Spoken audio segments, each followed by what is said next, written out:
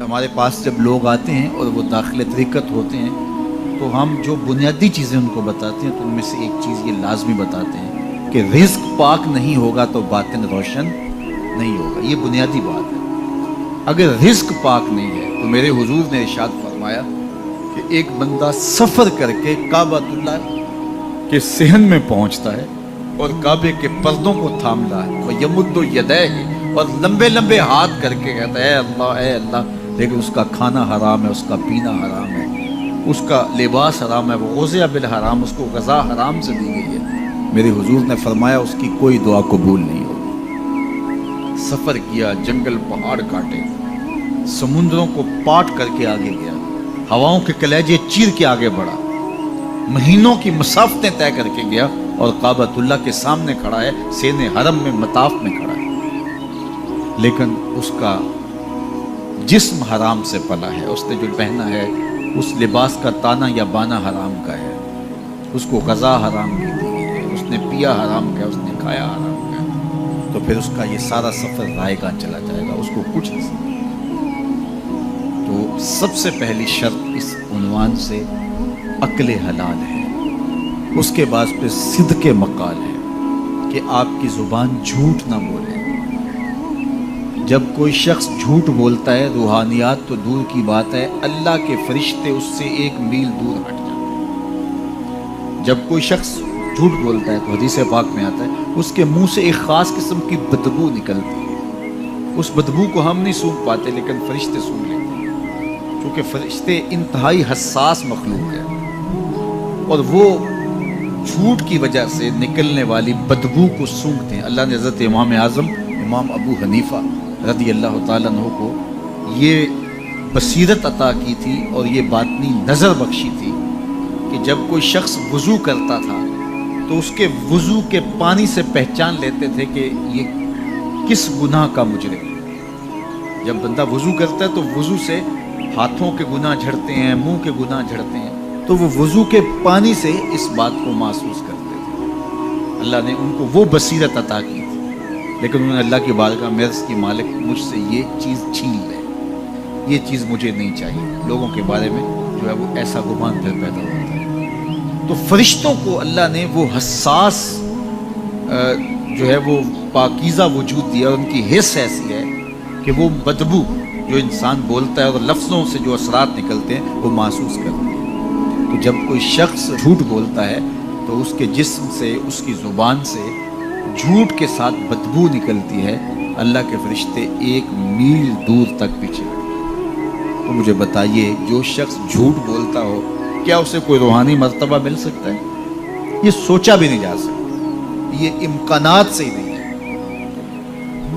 اللہ کے محبوب علیہ السلام سے پوچھا گیا کہ حضور کوئی مسلمان کوئی مومن کیا بزدل ہو سکتا ہے؟ فرمایا نہیں, وہ بہادر ہوتا ہے, لیکن ہو سکتا ہے کبھی اس سے بزدلی بھی سرزد ہو جائے. انسانی کمزوری ہے, کبھی انسان بہت طاقت میں ہوتا ہے اور کبھی انسان کمزور بھی پڑ جاتا ہے.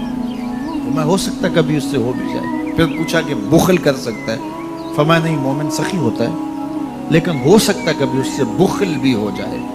کبھی کبھی دولت اسے اچھی بھی لگنے لگ جاتی ہے, جس طرح فرمایا گیا کہ اولاد مبخلتن مجبنتن, یہ جو اولاد ہوتی ہے یہ بندے کو بخیل بھی بنا دیتی ہے اور بزدل بھی بنا دیتی ہے. جب اولاد نہیں ہوتی تو بندہ سخی بھی ہوتا ہے اور بندہ جو ہے وہ مشکل حالات میں بھی کود جاتا ہے, لیکن جب اولاد ہوتی ہے تو پھر مشکل حالات میں کودنے سے پہلے سوچتا ہے میرے بچے ہیں یتیم ہو جائیں گے.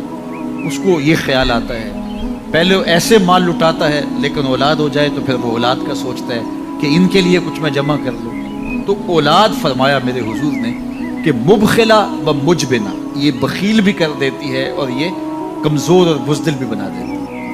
تو مومن ہوتا بہادر ہے لیکن ہو سکتا ہے کبھی اس سے بزدلی بھی ہو جائے. مومن سخی ہوتا ہے لیکن کبھی ہو سکتا ہے اس سے بخل بھی ہو جائے. لیکن تیسرا سوال حضور سے پوچھا گیا کہ مومن جھوٹا ہو سکتا ہے؟ تو اس پہ 2 تو کہا نہیں, جھوٹا نہیں ہو سکتا.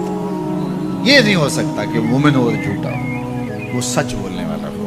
تو عقل حلال اور صدق مقال, یہ 2 خوبیاں جو ہیں یہ اہل اللہ کا ترائے امتیاز ہے اور یہ مجھے اور آپ کو اختیار کرنی چاہیے.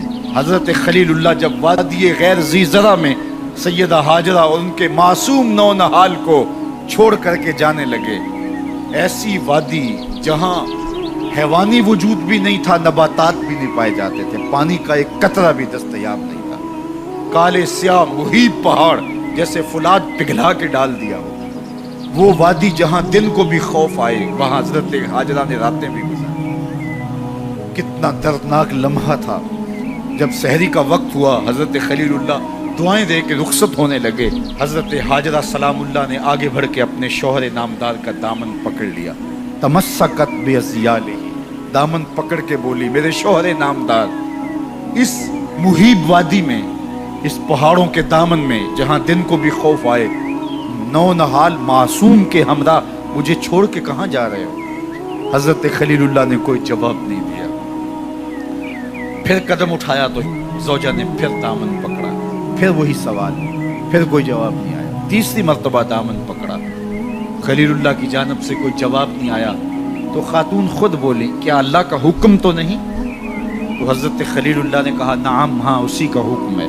हजरत हाजरा ने दामन छोड़ दिया, कहा जाइए, खैर से जाइए, अगर उसका हुक्म है वो हमें जाया नहीं होने देगा। जहां दिन नहीं गुजारे जा सकते थे, फिर उस खातून ने वहां रातें भी काटी। वो वादी जिसमें वहशत भी कदम रखती थी डर डर के, जहां फिरते थे आवारा थपेड़े बादे सर सर के, जहां पर घास उगती है, जहां ना फूल खिलते हैं, मगर वो सरजमी है, आसमां भी झुक के मिलते हैं। अपनी पाकबाज बीवी और नौनहाल बेटे को छोड़ के हजरत खलीलुल्लाह दुआएं दे के रुखसत हो गए। थोड़ा सा तोशा था, 2-1 दिन के बाद खत्म हो गया। फिर माँ की छाती से दूध भी खुश्क हो गया।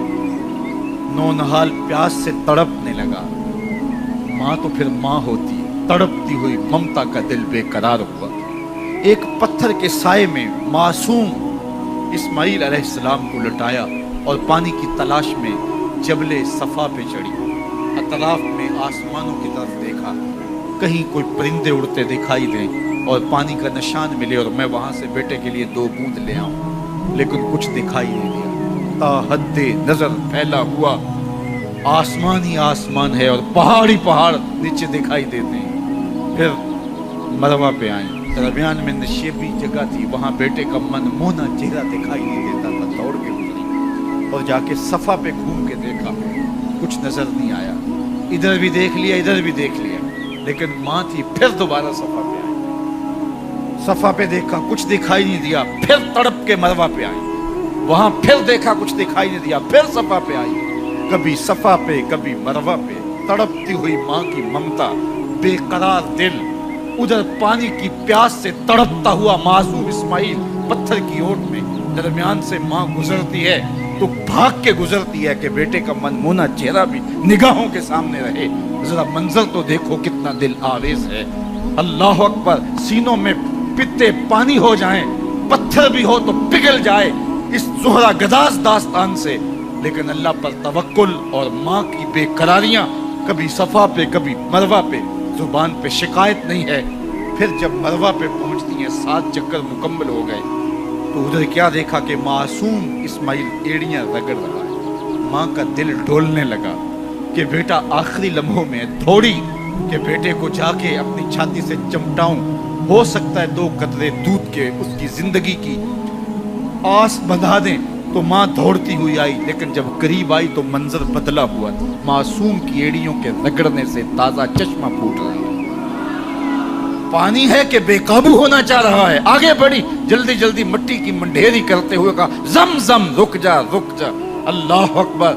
हाजरा सलामुल्लाह अलैहा ने हजरत इस्माइल की मोहब्बत और अपने रब पर तवक्कुल की अनोखी और अलबेली दास्तां रकम की। कहा, हाजरा तूने भी हद कर दी, लेकिन कयामत तक तेरी राहों को भी जलवागाह बना दे।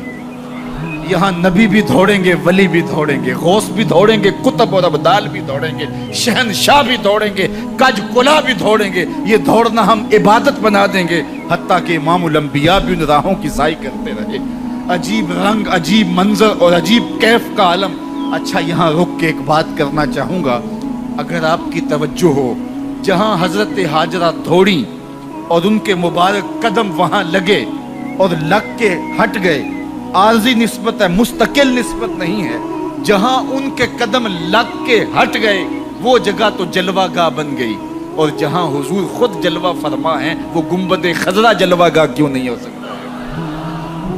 اب یہ پانی جہاں حضرت اسماعیل کے قدم لگے، یہ پانی دنیا کا عظیم ترین پانی ہے، اور پھر اس کا پروٹوکول یہ ہے، اس کو کھڑے ہو کے پیا جاتا ہے۔ یار یہاں بھی روک کے ایک بات کہہ دوں، حضرت اسماعیل کے قدموں کو چھونے والے پانی کا پروٹوکول ہے کہ اس کے لیے کھڑے ہو جائیں، اور حضرت اسماعیل مسجد اقصیٰ میں جس کے پیچھے کھڑے ہو کے نماز پڑھتے ہیں اس امام کے لیے کھڑے ہو کے مصطفیٰ جان رحمت پہ لاکھوں سلام پڑھ لیں، تو اس میں شرک کہاں سے آ جائے گا؟